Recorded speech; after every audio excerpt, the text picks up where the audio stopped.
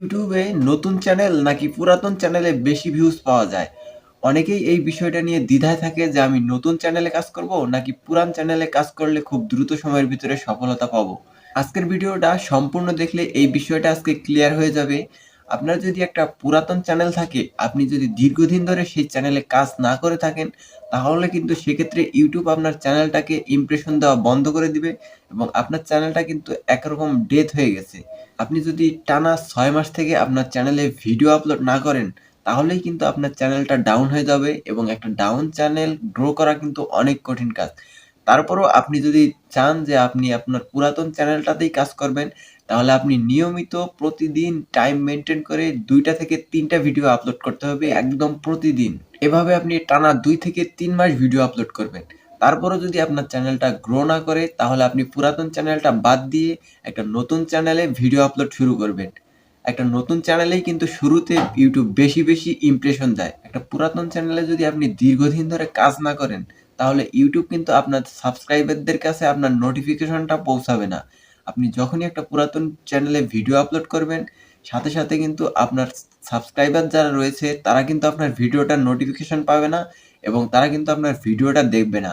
আর একটা চ্যানেলের যদি নিজস্ব সাবস্ক্রাইবাররা তার ভিডিওটা না দেখে, তাহলে কিন্তু সেই চ্যানেলের ভিডিও ভাইরাল হয় না। আপনি যদি পুরাতন চ্যানেলটা কন্টিনিউ করতে চান, তাহলে অবশ্যই চেষ্টা করবেন ২ টা থেকে ৩ টা করে ভিডিও আপলোড করার। তাহলে আপনি যে এতদিন ভিডিও আপলোড করেননি, সেই জায়গাটা ইমপ্রুভ হয়ে যাবে। অনেকে হয়তো মনে করে যে পুরাতন চ্যানেলে ইউটিউব বেশি ইমপ্রেশন দেয়।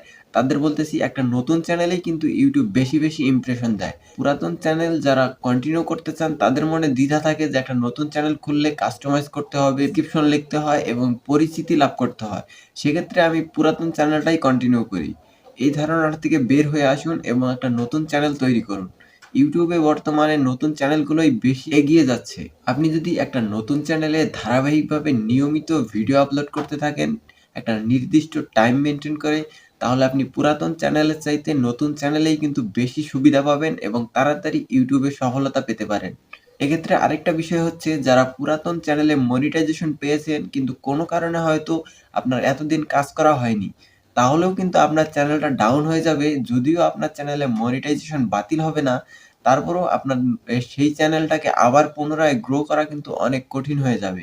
সেক্ষেত্রে আপনি কি করতে পারেন, আপনার যে সাবস্ক্রাইবার রয়েছে তাদের সাথে ভালো কমিউনিকেশন তৈরি করতে হবে এবং সুন্দরভাবে ট্রেন্ডিং টপিকের উপরে ভিডিও আপলোড করতে হবে।